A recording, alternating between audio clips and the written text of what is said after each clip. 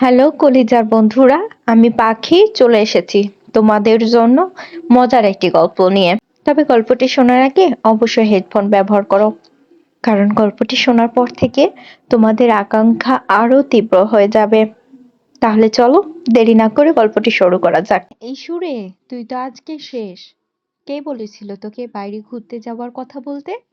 কে বলেছিল তোকে এত পাকনামি করতে? এবার গেলি তো গেলি, ধরাই পড়ে গেলি। ওই ঈশান এবার যে তোর সাথে কি কি করবে ঠিক তুই বুঝতেই পারছিস না। এমা, হাসিন ভাইয়া এই গুণটাকে জড়িয়ে ধরলো কেন? আমার ভাইয়াটাও কি ওদের মতো গুন্ডা? আল্লাহ রক্ষা করো আমাকে। এত জোরে ফুলদানি দিয়ে বাড়ি দিলাম, বেটা বেঁচে আছে কি করে? আমি হলে তো আগেই মরে যেতাম।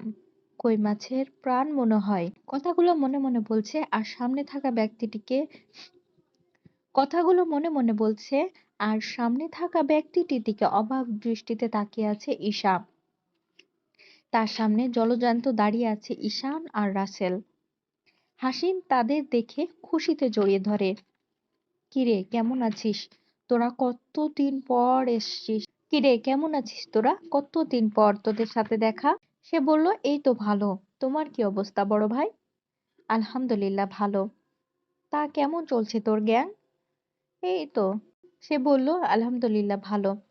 তো তোর গ্যাং কেমন চলছে? হাসিন বলল, চলছে চলার মতো। তা তুমি এখানে কি করছো? ভ্রু কুঁচকে ঈশার দিকে তাকিয়ে সে বলল, পাশে কে তোমার এটি? হাসিন বলল, আমার কাজিন ঈশা, আমার একমাত্র মামার মেয়ে। তোর বোন ভাবতে পারিস। হাসিনার কথা হাসিনের কথা শুনে হাসি পেয়ে যায় ঈশার। তোর বোন তোর বোন আমার বোন না রে হারামজাদা, সে আমার বউ হয়। বিড়বিড় করে বলতে লাগলো। হাসিন তখন তাকে জিজ্ঞেস করছে, কি রে কি বিড়বিড় করছিস? ঈশান বলল, না কিছু না। তা ফুচকা খেতে এসেছো বুঝি? হাসিন বলল, হ্যাঁ রে, ইসু ফুচকা বেশ পছন্দ করে। ঈশান শুধু হাসছে, আর এদিকে ঈশার ভয়ে দম বন্ধ হয়ে আসছিল। কপালে বিন্দু বিন্দু ঘাম চিকচিক করছে। ঈশান এবার যে কি করবে? হাসিন ভাইকে কি সব বলে দেবে? ঈশান এমন ভাব করছে যেন ঈশাকে সে চিনেই না। সবকিছু বেশ স্বাভাবিক ভাবে আছে। সে বলল, তা বিয়ে শাদী করোনি কেন বড় ভাই? ঈশান বলল, আরে না, এখনো তো মনের মতো কোনো মেয়ে পাইনি। By the way. ঈশানকে বলল, বাই দা ওয়ে, তোর মাথায় ব্যান্ডেজ কেন? মাথা ফুটলো কিভাবে? মাথা ফাটলো কিভাবে? ঈশান বলল, আর বলো না, আমার হবু বউ আমার মাথা ফাটিয়ে দিয়েছে। ঈশানের কথা শুনে কাঁপাকাঁপি হয়ে গেছে ঈশার। হাসিন বলল, তোর বউ মানে? আর তোর বউ তোর মাথা ফাটালো কেন? ঈশান তখন বলল, হবু বউ আমার, বুঝতে পেরেছ? তার সাথে একটু বালিশ ছোড়াছুড়ি খেলছিলাম। খেলার মাঝে সে এতটা এক্সাইটেড যে আমার বালিশের পরিবর্তে ভুলে ফুলদানি ছুড়ে দিয়েছে। রাসেল পাশে থেকে রাসেলের পাশে থেকে ঈশানের কথাগুলো বেশ উপভোগ করছে।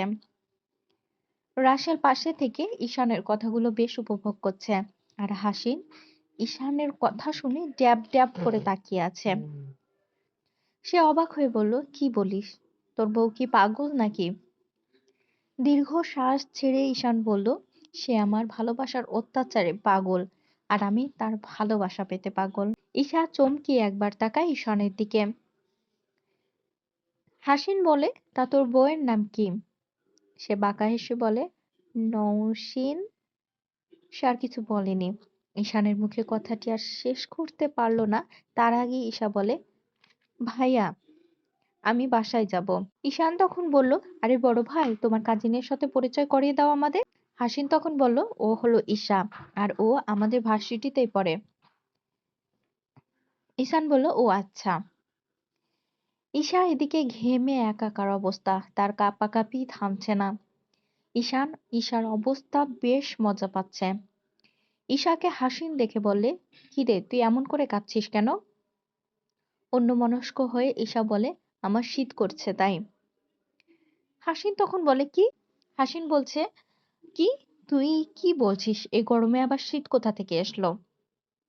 থতমত খেয়ে ঈশা বলল, ও ও, এখন গরমকাল, আমি তো ভুলেই গেছি। ঈশান আর রাসেল ঈশার অবস্থা দেখে মিটিমিটি হাসছে। ঈশান রাসেলের দিকে তাকিয়ে ইশারা করে কিছু একটু বোঝালো। রাসেল হাসিনকে উদ্দেশ্য করে বলে, বড় ভাই, আপনার সাথে একটু কথা আছে, যদি একটু আড়ালে আসতেন। ইসু একটু থাক, আমি। হাসিন তখন ইসুকে বলল, ইসু, তুই একটু থাম, আমি ওর কথাটা শুনে আসি। ঈশা তো এবার ভয় পেয়ে গেছে। সে বুঝতে পেরেছে এটা ঈশানেরই চালাকি। ঈশার কাঁপাকাঁপি আরো বেড়ে গেল। ভয়ে তার ফর্সা মুখ লাল হয়ে গেল। হাসিন আর রাসেল আড়াল হলেই ঈশান এক পা দুই পা করে ঈশার সামনে এগিয়ে আসে, আর ঈশা এক পা দুই পা করে পেছোতে থাকে। কিন্তু বেচারি ঈশা আর বেশি দূরে গিয়ে পারে না। তার আগেই ঈশান খপ করে তার হাতটি ধরে ফেলে। সে বলে, কি ভেবেছিলেন এই ঈশান শাহরিয়ারের চোখে ফাঁকি দেবে তুমি? এত সোজা না জান। এই ঈশান যা চায় তা নিয়েই ছাড়ে, আর তুমি তো তাতে কথাই নেই। অনেক ভেবেচিন্তে সিদ্ধান্ত নিলাম, তোমাকে আমি 1 মাসের সময় দিলাম। এই 1 মাস তুমি আমার মনে আমার মতো করে ফিলিংস আনবে। তারপর আমরা একটা স্বাভাবিক রিলেশনে যাব। আর যদি তা না হয়, তাহলে আমি যে কি করব সেটা আমি নিজেও জানি না। আমি জানি তুমি শুধু আমার।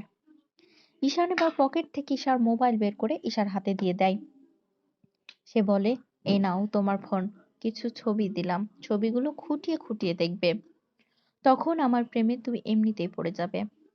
আর ওহ, আরেকটি কথা। ঈশান পকেট থেকে একটি ডায়মন্ড রিং বের করে ঈশার হাতে পরিয়ে দেয়। ঈশা তার হাত ছাড়ানোর জন্য ব্যস্ত হয়ে পড়লে ঈশান ঈশার হাত টেনে ধরে শব্দ করে চুমু খায়। সে বলে, বাহ, আমার বউয়ের হাতে আংটিটা তো বেশ মানিয়েছে। যাও, এঙ্গেজমেন্ট করে নিলাম, আর বিয়েটাও খুব শীঘ্রই করব। ঈশার রাগে কান্না পেয়ে গেছে।